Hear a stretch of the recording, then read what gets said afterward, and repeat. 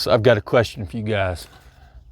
What was it that started you down the path of preparedness, or what is it that you're preparing for exactly? You know, a lot of people, it's, you know, they had a tornado go through somewhere, or they see the way the world's kind of going right now. It's kind of hard to ignore.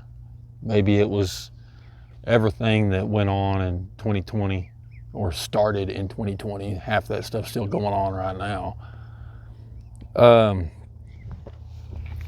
But what was it that got you started with all this? You know, you turn on the TV, you know, you get to looking at what it is that you're actually preparing for.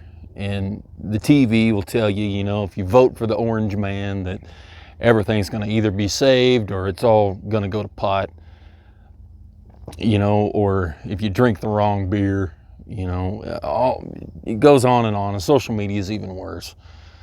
Facebook and YouTube and all of that will have you convinced that, you know, thermonuclear war is going to be here before noon tomorrow. You know, got to get it done before lunchtime, right? You know, the financial crisis and the death of the dollar and all of that stuff it's valid. You know, I'll give it that. But there's two things, well, there's more than two, but there's two big things that almost any scenario you can think of, whether that be local, personal, regional, nationwide, or global, that are actually going to cause problems for us. And that is a systemic failure or a degradation of that, you know, the system, or something societal, you know, a degradation, of failure, or a collapse of society. And as far as the system, with the systematic stuff, what I'm referring to there is, you know, the just-in-time delivery for the grocery stores, the 911 emergency services. That's part of a system that functions, you know, that we kind of need functioning, at least right now anyway. What about communications? You know, your cell phone system, or even your landline system, the grid system, you know, your electrical power system. Sorry, I got to put these sunglasses on right quick. Sun's in my eyes. The banking system, something else to think about there.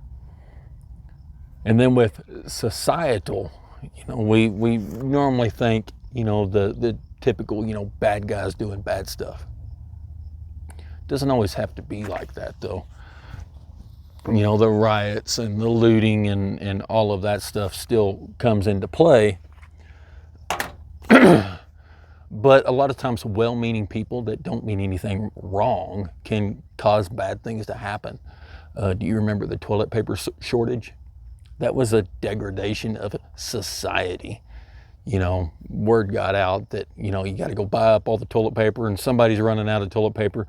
Next thing you know, the delivery system, the logistics system had completely wiped out the entire nation's supply of toilet paper, and you had $1 million in your hand, and there still wasn't any to buy. So it's a societal problem that wound up causing, you know, a systemic problem.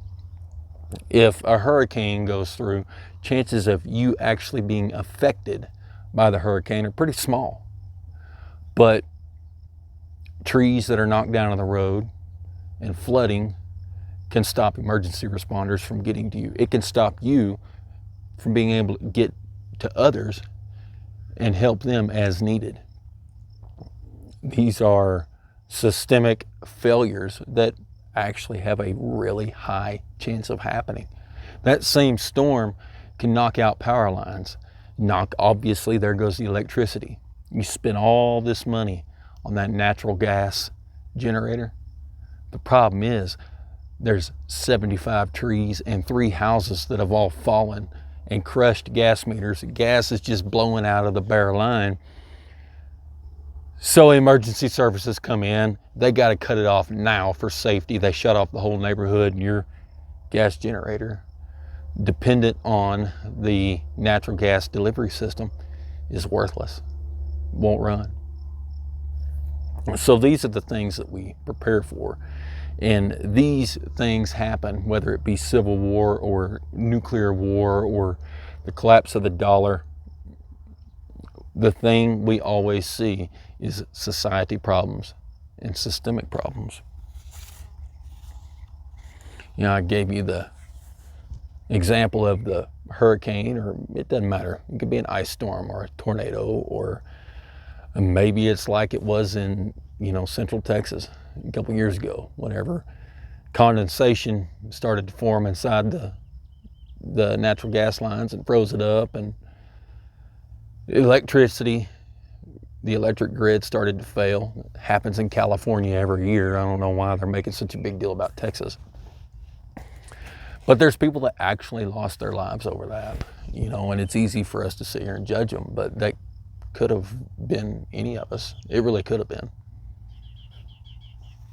So what's the solution to this? Well, it's not a single solution. It's a whole bunch of different solutions, actually. Number one is do everything you can to not be where the problem's at. The stuff that went on in Portland didn't happen here. All the looting and the burning of businesses and, people tearing up their own city didn't happen where I live. So avoiding where the problem's at. If you live in Florida, that you're going to have to leave eventually due to evacuations. You got to bug out, man. And I know it's not always possible for everybody to leave. It's easy to just sit here and say, well, if you don't like it there, and you're just not safe, you need to move. You don't need to be in California. You don't need to be in New York.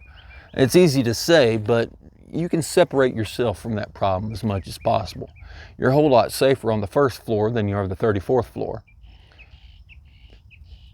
In an actual house is safer than an apartment building. In the suburbs is safer than the inner city. And on that, urban, rural fringe area, there's just going to be a lot less problems than there are in town. It's just as simple as that.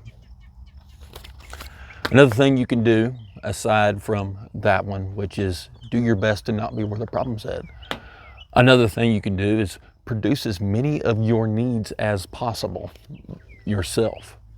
This goes back to the self-reliance thing that we're all kind of trying to head down this road toward. None of us are where we want to be, and we all think everybody else is doing better than we are. But can you grow a garden? Well, I don't have much room. Well, get a 5-gallon pot, a couple 5-gallon pots on the porch of your upper level apartment building. Plant jalapeno, tomato, onion, garlic. Make the best freaking salsa you've ever eaten in your entire life. And then take that, learn how to can it. And now guess what? All those vegetables that were going to spoil, we now have a way to store them through the winter. It's my opinion that, marinara and all of these tomato-based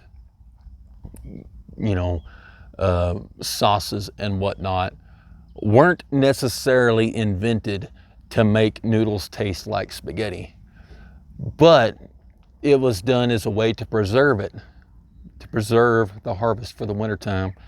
And it just so happened it made some really damn good spaghetti.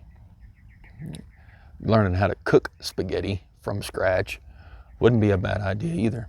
Firewood, can you heat your own home? If you're on an all-electric house and you have the ability to bring in, a auxiliary propane heat, that is, once again, separating yourself from that system just a little bit. And that's something that where you live may not allow it.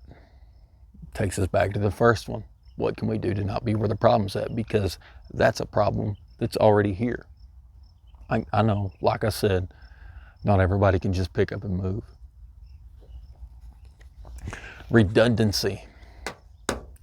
Redundancy. Redundancy. I said that 3 times because it's that important. Sorry, I'm in the bed of the truck and it's not the most comfortable place, and I'm sitting in order to, set the tripod up and everything. So if you see everything kind of look like it's kind of moving and shaking around, it's because it's kind of moving and shaking around. So redundancy in what? Well, redundancy in everything that you can feasibly make redundant. Do you have a spare tire? Well, of course you do. Nobody thinks anything about that. Or I hope you do. Keeping enough fuel in your vehicle to get you to anywhere you might reasonably need to go. Half tank of gas is a minimum. And then have some redundant fuel stored at home. I've got other videos that talk about fuel storage, so we're not going to go into that. Redundant electricity, having a generator and the fuel required to be able to keep your food from going bad in the refrigerator, keep your freezer from thawing out. Redundant water supply. Man, it's nice to be able to just hook right up to the city tap, but can you collect some of your own rainwater? That's really all that this whole prepping thing is. It's just a series of redundancies, right? Redundancies to produce self-reliance. And lastly, well, not lastly, but the last thing I'm going to go over here, and that's going to be, man, you've got to have a group of people. Nothing can be done effectively. I'm not going to say nothing, but very few things can be done to the maximum effectiveness without a team of people. This starts with your family, your friends, your neighbors, your extended family, the people that you're going to, do life with. And this is not just with the preparedness thing, but just everyday life, man. You need somebody to go pick your kid up from football practice and you can't make it next Tuesday, right? Just like building a business, which goes back to the redundancy. A business is a wonderful redundancy for your money, your income, because that's the world we operate in now. So get you a group of people together, and they may not participate as much as you, and that's okay. That's okay.